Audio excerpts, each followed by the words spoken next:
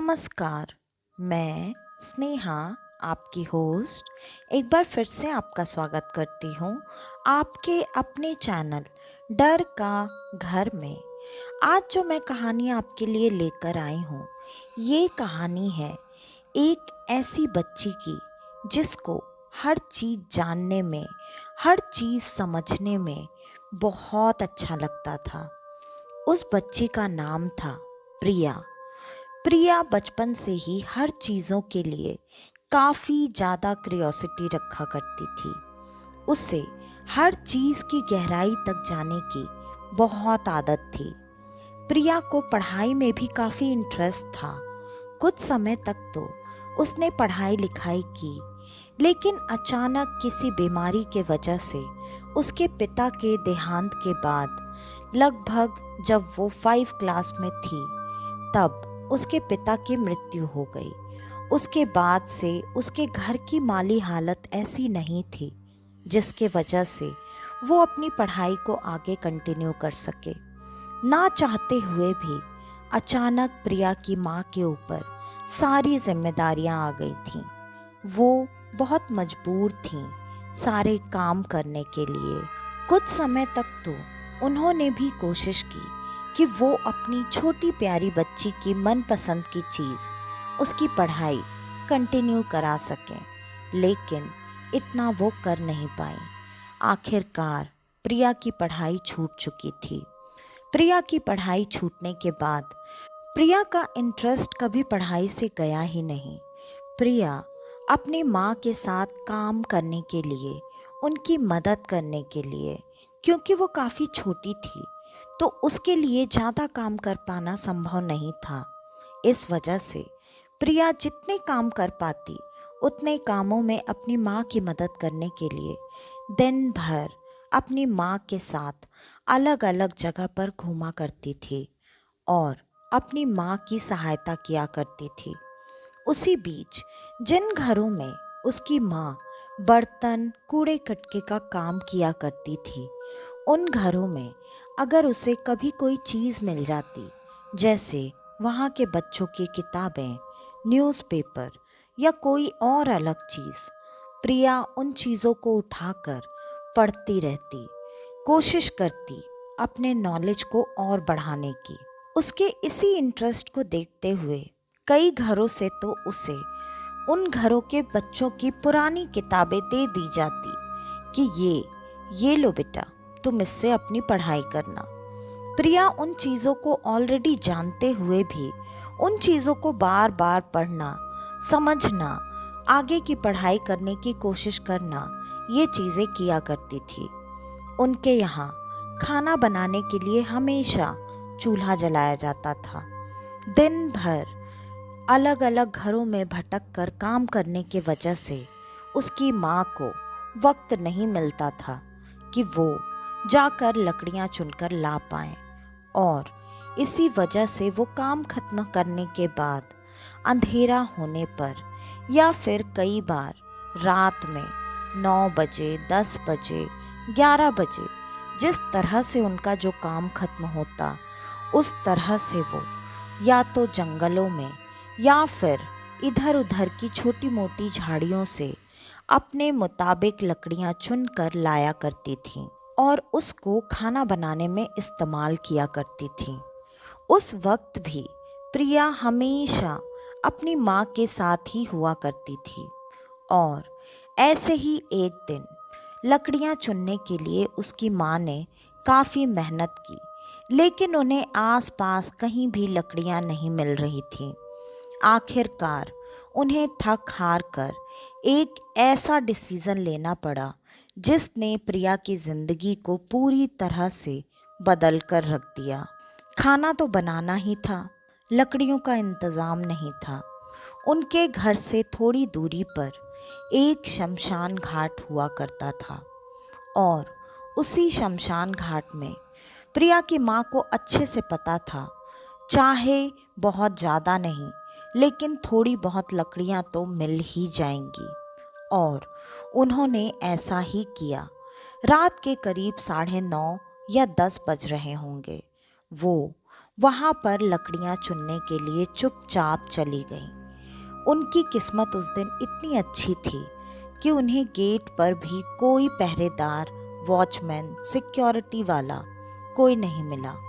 वो आसानी से अपनी बेटी प्रिया का हाथ पकड़े पकड़े शमशान घाट के अंदर जा चुकी थी और वो धीरे धीरे दबे कदमों से आगे बढ़ते हुए बिना कोई आवाज़ किए एक एक करके लकड़ियां उठा रही थी।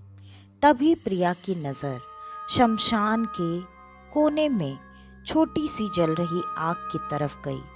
प्रिया ने जब उस तरफ देखने की कोशिश की तो उसे ऐसा दिखाई दिया मानो वहां पर कोई इंसान बैठकर पूरे शरीर पर भभूत राख मलकर कुछ मंत्रों का उच्चारण कर रहा था।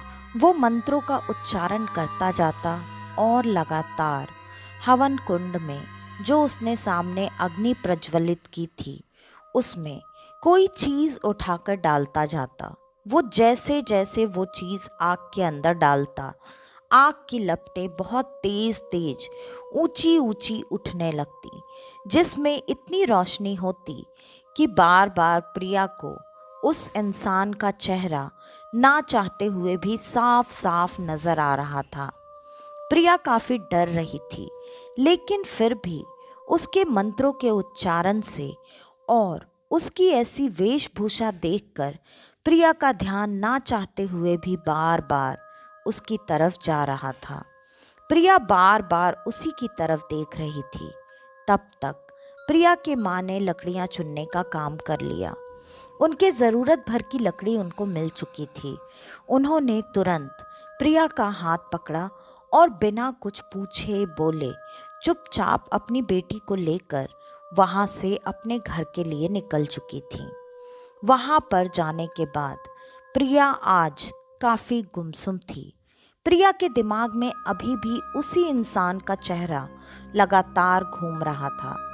वो अब इस बारे में भी जानना चाहती थी कि वो इंसान कौन था, वो इतनी रात को वैसी जगह में बैठकर क्या कर रहा था।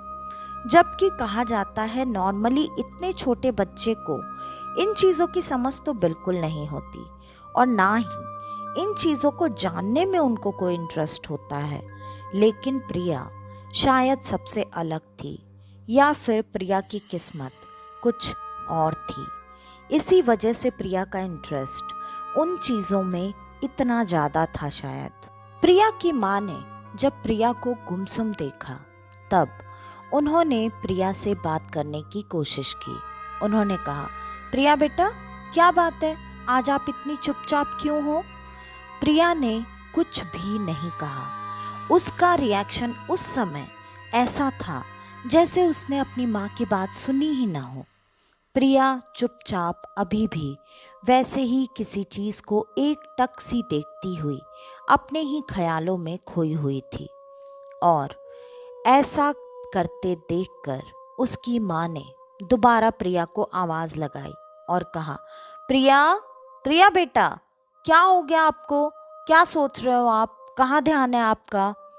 इस पर अब प्रिया का ध्यान टूटा और प्रिया ने कहा, हाँ नहीं मम्मा, मैं कुछ नहीं सोच रही, मैं तो ठीक हूँ, मैं तो बस खाना बनने का इंतज़ार कर रही थी। प्रिया ने पता नहीं क्या सोचकर अपनी माँ को अपने मन में चल रही बातें आज पहली बार नहीं बताई थी। थोड़ी देर में खाना बनकर तैयार हो गया। प्रिया और उसकी माँ ने खाना खा लिया और दोनों अपने अपनी जगह पर बिस्तर पर लेटकर सोने की कोशिश करने लगी। काफ़ी ज़्यादा थके होने की वजह से प्रिया की माँ की आंखें तो तुरंत लग गई, लेकिन प्रिया अभी भी लेटे लेटे उन्हीं चीज़ों के बारे में सोच रही थी। उसे भी ये बात बिल्कुल समझ में नहीं आ रही थी कि क्यों प्रिया के दिमाग से ये ख्याल जा ही नहीं रहा है। प्रिया ने ये फैसला किया कि वो एक बार उस इंसान के पास ज़रूर जाएगी और जाकर उससे मिलेगी, उससे बात करेगी, उससे जानने की कोशिश करेगी कि वो कौन है और वो ये चीज़ें क्या कर रहा है। और यही सोचकर प्रिया ने अपनी माँ के साथ उस दिन कहीं भी बाहर ना जाने का फैसला किया। प्रिया पूरा दिन उसी शमशान के पास इंतजार कर रही थी। उस छोटी सी बच्ची को शायद अभी ये बात नहीं पता थी कि वो इंसान कौन हो सकता है और वो रात के ही वक्त यहाँ पर क्यों आता है। उस बच्ची को तो ऐसा लगा कि शायद वो इंसान उसे दिन में भी मिल जाएगा, इसलिए वो दिन से ही उसका इंतजार कर रही थी। और आखिरकार रात हो गई। उसकी माँ आज फिर से लकड़ियाँ चुनने के लिए वहीं पर आई और उसने जैसे ही अपनी माँ को देखा, वो चुपचाप वहाँ से छुपती छुपाती घर तक पहुँच चुकी थी। अब उसकी माँ वहाँ लकड़ियाँ चुनने के लिए भी थी, लेकिन वहाँ पर अभी भी उसे वो इंसान दिखाई नहीं दे रहा था। प्रिया ने आज ये तय किया कि चाहे जो हो जाए वो रात में जाएगी, लेकिन उस इंसान से मिलकर ही मानेगी। प्रिया ने ऐसा ही किया। आज प्रिया चुपचाप अपनी माँ के साथ जल्दी जल्दी खाना खाकर सोने का इंतज़ार करने लगी। आखिरकार थके होने की वजह से आज भी उसकी माँ को बहुत जल्दी नींद आ गई। प्रिया इंतज़ार में थी उसकी माँ कब सोती है। प्रिया ने जैसे ही देखा कि उसकी माँ सो चुकी है, प्रिया तुरंत उठी। उसने चुपचाप धीरे धीरे बिना कोई आवाज़ किए दरवाजे की कुंडी खोल ली और चुपचाप वैसे ही बिना कोई आवाज़ किए उस शमशान की तरफ रात के वक्त धीरे धीरे अपने छोटे छोटे कदमों को बढ़ाते हुए जाने लगी। प्रिया जैसे जैसे उस शमशान की तरफ आगे बढ़ रही थी, प्रिया को अजीब सी बेचैनी भी थी और कहीं ना कहीं एक खुशी भी थी। प्रिया जैसे ही उस शमशान के गेट के पास पहुंची, उसे दूर से ही उस आग की लौ साफ साफ दिखाई दे रही थी। उस आग की लौ को देखते ही प्रिया इतनी ज़्यादा खुश हो चुकी थी कि वो जो अभी तक धीरे धीरे और छोटे छोटे कदमों से आगे बढ़ रही थी, उसने तुरंत अपनी रफ्तार बढ़ा दी। वो लग रहा था जैसे दौड़कर उनके पास तुरंत पहुंच जाना चाहती है। और प्रिया थोड़ी ही देर में उस इंसान के सामने, उसके अग्निकुंड के सामने खड़ी थी। प्रिया जब वहां पर पहुंची तो उसने देखा उस इंसान की आंखें पूरी तरह से बंद है। प्रिया के वहां पर आकर खड़े हो जाने का पता भी शायद उसको नहीं था और प्रिया चुपचाप वैसे ही बिना कुछ बोले वहां सामने खड़े होकर उस इंसान के द्वारा बोले जा रहे मंत्रों को सुनने और समझने की कोशिश करने लगी। प्रिया जब वहां पर थी तब उस मंत्र जाप से जो जो चीज़ें हो रही थी, कहीं ना कहीं अब वो चीज़ें प्रिया को महसूस होने लगी। धीरे धीरे प्रिया को अपने अंदर एक अजीब सी एनर्जी फील होने लगी और लगभग 12:30 बजे उस इंसान ने अपनी आंखें खोली। जब उसने अपनी आंखें खोली और अपने सामने एक छोटी सी बच्ची को खड़ा देखा तो उसे भी इस बात से थोड़ा आश्चर्यचकित तो होना चाहिए था, लेकिन ऐसा वहाँ पर कुछ भी नहीं हुआ। उस इंसान ने मुस्कुराते हुए प्रिया को अपने हाथों के इशारे से बगल में बैठने के लिए कहा। प्रिया ने भी कोई सवाल जवाब नहीं किया। प्रिया चुपचाप उसकी बगल में आकर बैठ चुकी थी। आज पूरी रात लगभग 3:30-4 बजे तक, जब तक वो इंसान अपनी वो साधना, वो जाप, वो पूजा विधि कर रहा था, तब तक प्रिया उस इंसान के बगल में बैठकर उन मंत्रों को, उन शक्तियों को महसूस करने की जैसे कोशिश कर रही थी। प्रिया ने आज कोई सवाल नहीं पूछा और वो भी लग रहा था जैसे उन चीज़ों के मज़े ले रही है।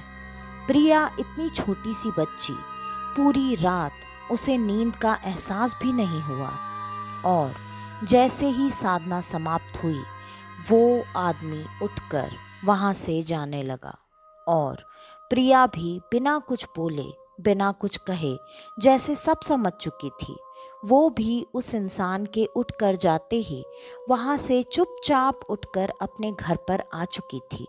उसकी माँ को ये बात बिल्कुल पता नहीं चली और अब अगले दिन से प्रिया लगातार लगभग 1 हफ्ते तक ऐसे ही रोज वहाँ शमशान में जाती, उस इंसान के साथ रात्रि भर उस पूजा विधि हवन विधि में बैठकर शामिल होती। आज 1 हफ्ता पूरा हो चुका था और आज आखिरकार उन बाबा ने प्रिया से बात की। उन्होंने कहा, मुझे पता है तुझे क्या चाहिए, तू यहाँ पर क्यों आती है और तुझे जो चाहिए वो मैं तुझे ज़रूर दिला सकता हूँ, लेकिन उसके लिए तुझे भी कड़ी साधना तपस्या करनी पड़ेगी। प्रिया ने तुरंत, लग रहा था जैसे वो सारी बातें पहले से जानती थी, उसने कहा, मैं सबके लिए तैयार हूँ बाबा, और मैं यहाँ इसीलिए आई हूँ क्योंकि मुझे इतना पता है अब मेरी मदद सिर्फ और सिर्फ आप ही कर सकते हैं।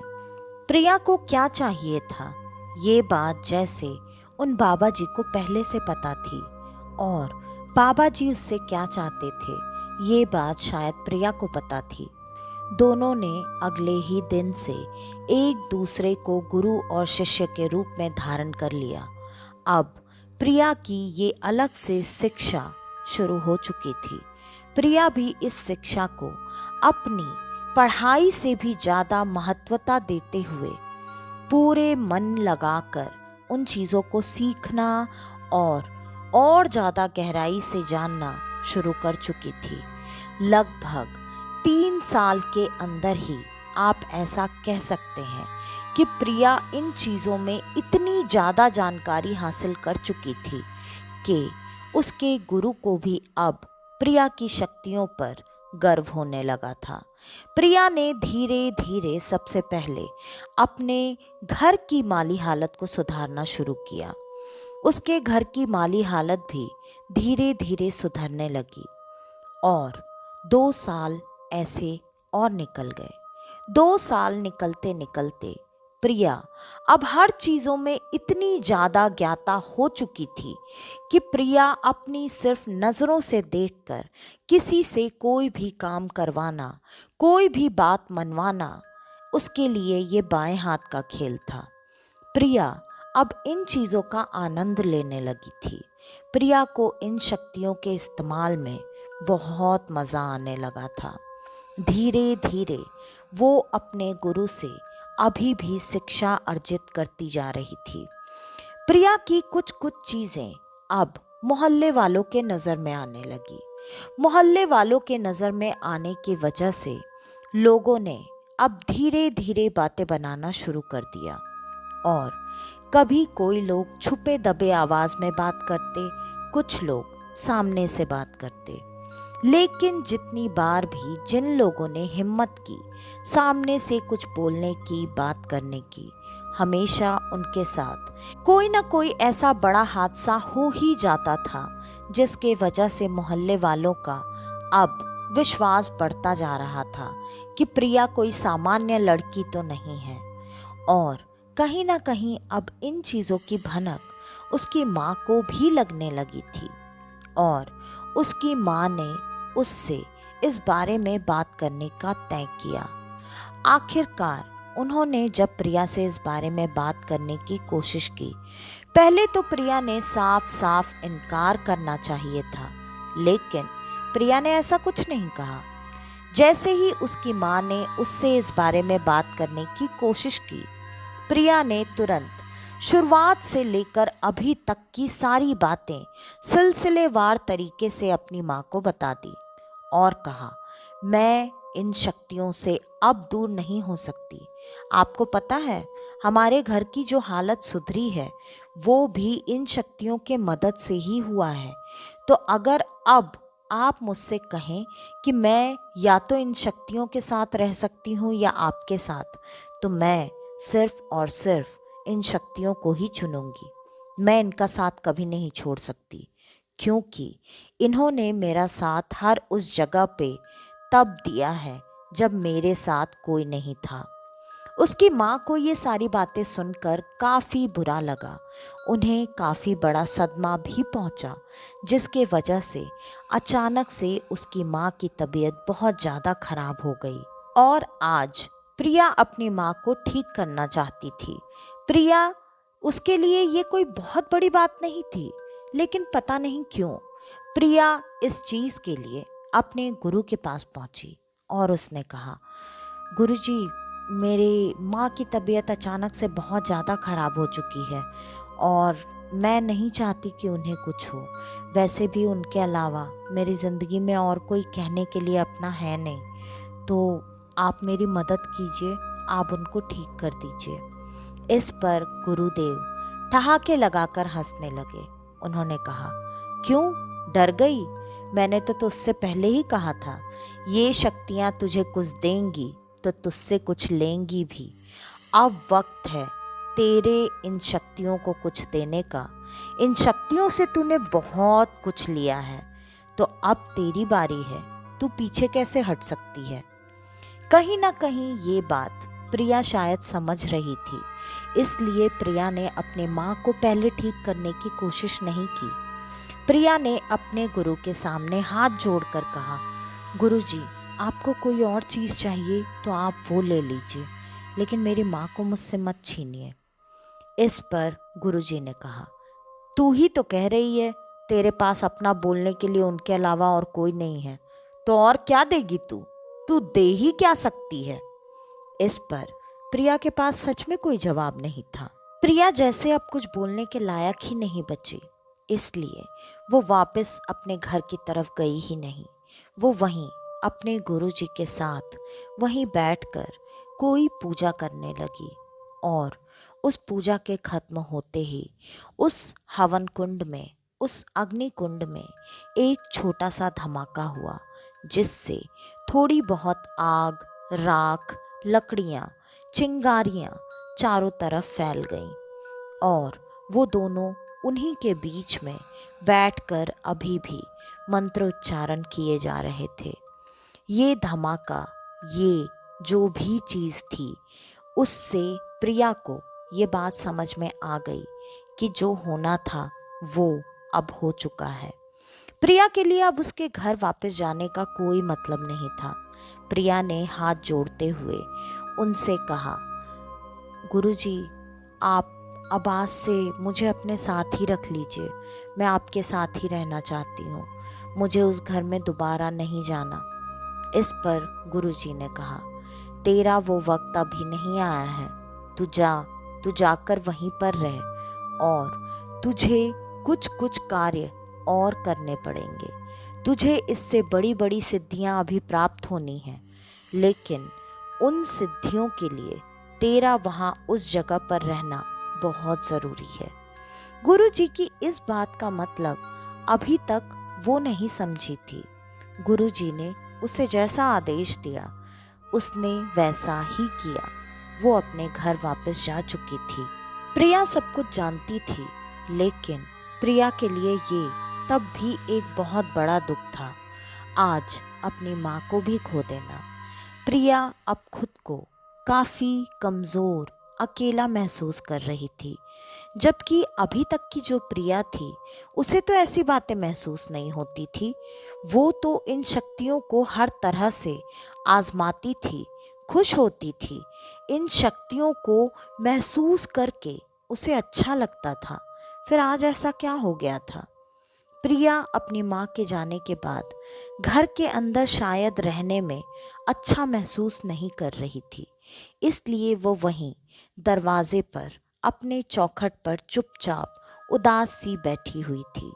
हर कोई जो वहाँ से गुजर रहा था, कोई उसको अच्छे शब्द बोलता, कोई बुरे शब्द, लेकिन प्रिया के ऊपर आज ना तो किसी अच्छे शब्दों का कोई असर हो रहा था और ना ही बुरे शब्दों का। थोड़ी देर में प्रिया के पास वहाँ पर उसे ऐसा महसूस हुआ जैसे कोई एक छोटा सा बच्चा पड़ा हुआ है। प्रिया ने जब चेहरा घुमाकर देखा तो उसने देखा वहाँ पर एक छोटा सा कुत्ते का बच्चा था। वो बच्चा शायद अपनी माँ से बिछड़कर यहाँ आ गया था। प्रिया को अचानक से उसे देखकर ऐसा लगा जैसे वो भी प्रिया की ही तरह अनाथ और अकेला है, तो प्रिया को उसे अपने साथ रख लेना चाहिए और प्रिया को उससे काफ़ी अच्छा लगेगा।